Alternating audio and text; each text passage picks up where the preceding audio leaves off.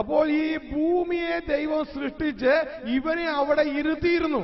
പക്ഷേ ഇവന്റെ പ്രവൃത്തി ദോഷം കൊണ്ട് ദൈവം ഇവനെ അവിടുന്ന് മാറ്റിക്കളഞ്ഞു. മനസ്സിലാവുന്നുണ്ടോ? ഇത് സംഭവിക്കുന്നത് നിത്യതയിലാണ്. ഇതിനെ തുടർന്നാണ് ദൈവം പുതിയ ഒരു പ്രൊജക്ട് തുടങ്ങുന്നത്. ഇവനെ പിന്താങ്ങിയ അനേക ദൂതന്മാരുണ്ട്. ഇവരെയും ദൈവം തള്ളി. ഇവരാണ് ഇന്ന് പൈശാചിക ഡിമോണിക് ഫോഴ്സ് ഇന്ന് പ്രവർത്തിക്കുന്നവർ. മനസ്സിലാവുന്നുണ്ടോ? ആമേൻ. പിശാചും അവന്റെ സേനകളും ദൈവത്തിനെതിരെ നിൽക്കുകയാണ്. എന്ന് ഇവർ ദൈവത്തെ ധിക്കരിച്ചോ, എന്ന് ദൈവം ഇവരെ തള്ളിക്കളഞ്ഞോ, അന്ന് ദൈവം ഇവരെ ന്യായം വിധിച്ചു. ഇനി പിശാചിന് ഒരു ന്യായവിധിയില്ല. പിശാചിന് ഇനി ഒരു ന്യായവിധിയില്ല. ആ പിശാചിന്റെ ന്യായവിധി ഓൾറെഡി കഴിഞ്ഞു. ആമേൻ. തുടർന്ന്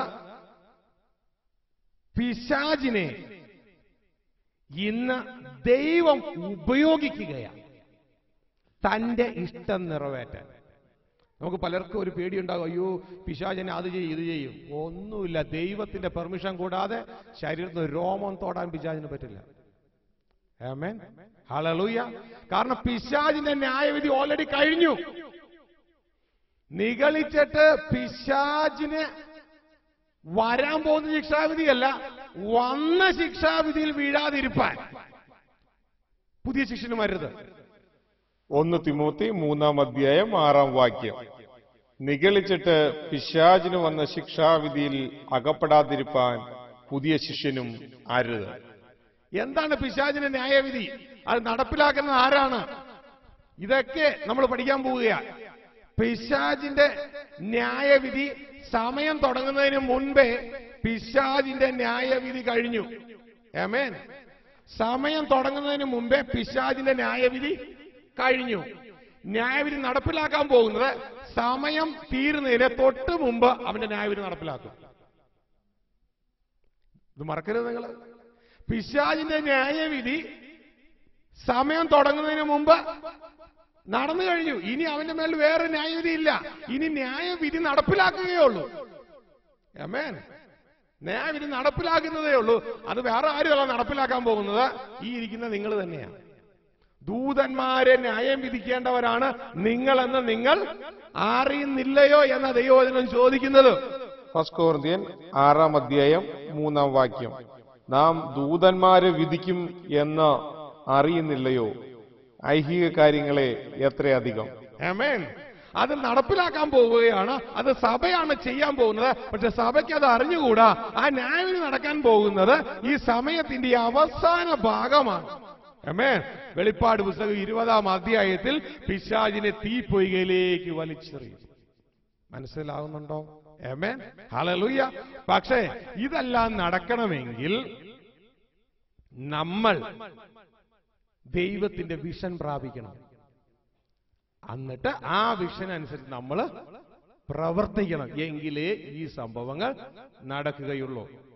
ആമേൻ.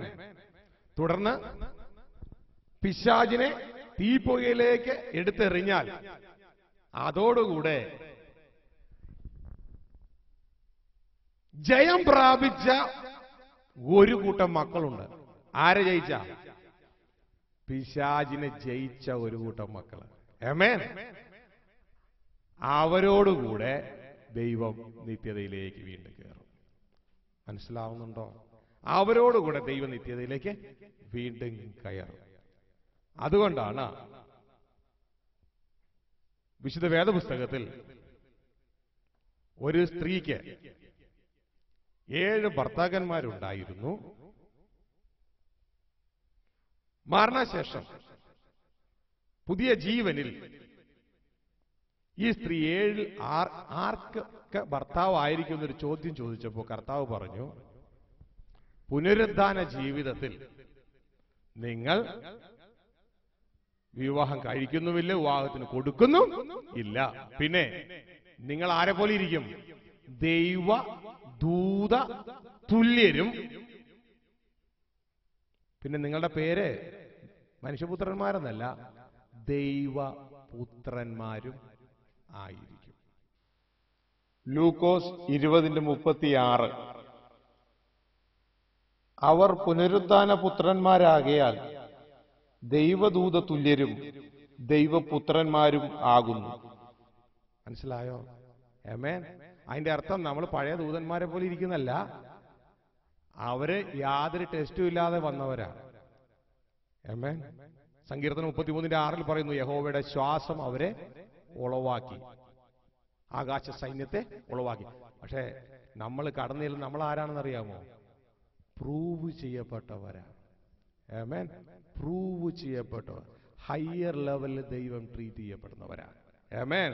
ഇതാണ് നമ്മൾ പറഞ്ഞത്, വരും കാലങ്ങളിൽ അവന്റെ കൃപയുടെ അത്യന്ത മഹത്വം നിങ്ങളെ അനുഭവിപ്പിക്കേണ്ടതിന് അവൻ നിങ്ങളെ സമയത്തിനു മുമ്പ് തെരഞ്ഞെടുത്തു. എന്തിനു വേണ്ടി? സമയത്തിന് ശേഷം അവന്റെ കൃപയുടെ അത്യന്ത വലിപ്പം നിങ്ങളെ ഒന്ന് കാണിക്കേണ്ടതിന്. മനസ്സിലായോ? ആമേൻ. ഹല്ലേലൂയ. ആ ദൈവത്തിന്റെ വലിയ പദ്ധതിയിലെ ഒരു കൊച്ചു കണ്ണികളായി ഞാനും നിങ്ങളും. ആമേൻ. ഹല്ലേലൂയ. ഇനിയും നമ്മൾ പലതും ഇതിന്റെ ഉള്ളിൽ മനസ്സിലാക്കാനുണ്ട്. കാര്യങ്ങളെല്ലാം ദൈവം എങ്ങനെയാ മുന്നോട്ടേക്ക് കൊണ്ടുപോകുന്നത്. സഭയെ നയിക്കുവാൻ ഇന്ന് ആരുണ്ട് ഭൂമിയിൽ? പരിശുദ്ധാത്മാവുണ്ട്. ആത്മാവ് സഭകളോട് പറയുന്നത് ചെവിയുള്ളവൻ കേൾക്കട്ടെ. ആമേൻ. ഹല്ലേലൂയ. ദൈവം നിങ്ങളോട് സംസാരിച്ചോ? കണ്ണുകളടയ്ക്കാം, പ്രാർത്ഥിക്കാം. കേട്ട വചനത്തെ ഒരു നിമിഷം ദൈവസന്നിധിയിൽ ഓർക്കാം. വിഷൻ, തിരുവചനത്തിലെ വിഷൻ നമ്മൾ പ്രാപിക്കുകയായിരുന്നു ദൈവത്തിന്റെ ആത്മാവിൽ നിന്ന്. നമുക്കിത് പുതിയതാണ്. തിരുവചനത്തെ ഉൽപ്പത്തി മുതൽ വെളിപ്പാട് വരെ 3 മുറിക്കുന്നു. 1-ാം ഭാഗം പരീക്ഷ, 2-ാം ഭാഗം പരീക്ഷയും വിമോചനവും, 3-ാം ഭാഗം വീണ്ടും പരീക്ഷ. 1-ാം ഭാഗം ഏദനിലെ ജീവിതം, 2 വൃക്ഷങ്ങൾ ചെയ്യരുതെന്ന് പറഞ്ഞത് ചെയ്ത് ആദവും ഹവ്വയും വീണുപോയി. തുടർന്ന് പിതാവായ ദൈവം പുത്രനെ വാഗ്ദത്തം ചെയ്യുകയാണ്. എന്തിന്? വീഴ്ചയിൽ നിന്ന് ആദത്തെ കരകയറ്റുവാൻ. പഴയ നിയമം മുഴുവൻ ആ പുത്രനായുള്ള ഒരുക്കമാണ്. അതിന്റെ ഒടുക്കത്തിൽ സമയത്തിന്റെ പൂർണ്ണതയിൽ യേശുക്രിസ്തു കന്യകയിൽ നിന്ന് ജനിച്ചു. ഒരു പാപവും ചെയ്യാതെ കാൽവരിയിൽ മരിച്ച് ആദാമ്യ വർഗത്തെ മുഴുവൻ രക്ഷിക്കുവാനുള്ള പദ്ധതി ഒരുക്കി. എന്തിൽ നിന്ന്? ദൈവവചനം പറഞ്ഞു, അവരുടെ പാപത്തിൽ നിന്ന്. എന്തിലാണോ അവർ വീണുപോയത് അതിൽ നിന്ന് രക്ഷിച്ചു. 3-ാമത്തെ പീരീഡിലേക്ക് കൊണ്ടുവന്നു. അത് ടെസ്റ്റ് തന്നെ. അവിടെ നമ്മുടെ 3 ഭാഗങ്ങൾ നമ്മൾ കേട്ടു. നമ്മുടെ ആത്മാവ് രക്ഷിക്കപ്പെട്ടു.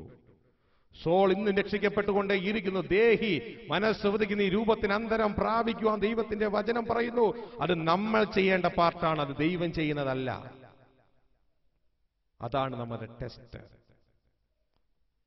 അതിനുവേണ്ടി ദൈവം ആത്മാവിനെയും ജഡത്തെയും നമ്മുടെ മുമ്പിൽ വെച്ചു. ആത്മാവിനെ അനുസരിച്ചാൽ നീ ജീവിക്കും, ജഡത്തെ അനുസരിച്ചാൽ നീ മരിക്കും നിശ്ചയം. എന്നാൽ ആത്മാവിനെ അനുസരിച്ച് നമ്മൾ പോകുന്നുവെങ്കിൽ 3-ാമത്തെ പാർട്ട് നമ്മുടെ ശരീരം കർത്താവായ യേശുവിന്റെ ദിവസത്തിൽ ശരീരവും വീണ്ടെടുക്കും. അങ്ങനെ ക്രിസ്തുവിന്റെ ദിവസം നിങ്ങളുടെ ആത്മാവും ദേഹിയും ശരീരവും അനന്യമായി വെളിപ്പെടുമെണ്ണം കാക്കപ്പെടുമാറാകും. നമ്മൾ എന്തിനാണ് വിശ്വസിക്കുന്നത്? എപ്പോഴാണ് നമ്മുടെ വിശ്വാസം തീരുന്നത്? ദൈവത്തിന്റെ വചനം പറയുന്നു, the end of your faith, the salvation of your soul. അതുവരെ നിങ്ങൾ വിശ്വസിക്കണം. എന്താണ് വിശ്വാസം? കാണാത്തതിന്റെ നിശ്ചയമാണ് വിശ്വാസം. കാണുന്നതിനായി നാം വിശ്വസിക്കേണ്ട. തുടർന്ന് നാം കേട്ടു എന്താണ് സംഭവിച്ചത്. എറ്റേണിറ്റിയിൽ എന്ത് സംഭവിച്ചു? പെട്ടെന്ന് ഒരു ദിവസം ദൈവം എന്തിനാണ് ഇങ്ങനെ ഭൂമിയെ റീക്രിയേറ്റ് ചെയ്തെടുത്തത്? എന്തിനാണ് ഇതേപോലെ മനുഷ്യരെ ഒരു മൺകൂടാരത്തിന്റെ ഉള്ളിലിട്ടത്? ദൈവം ജീവിച്ച നിത്യതയിലാണ്.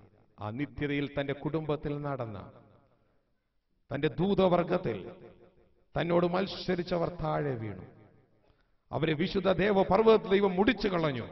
ഏതാണ് വിശുദ്ധ ദേവപർവ്വതം എന്ന തിരുവചനത്തിലൂടെ നാം കണ്ടു? ജെറുസലേമാണ് വിശുദ്ധ ദേവപർവ്വതം. വിശുദ്ധ ദേവപർവ്വതത്തെ അവരെ മുടിച്ചു കളഞ്ഞതിന് ശേഷം അവരുടെ മേൽ ന്യായവിധി പ്രഖ്യാപിച്ചു. പിശാചിന് ന്യായവിധി വന്നു കഴിഞ്ഞു.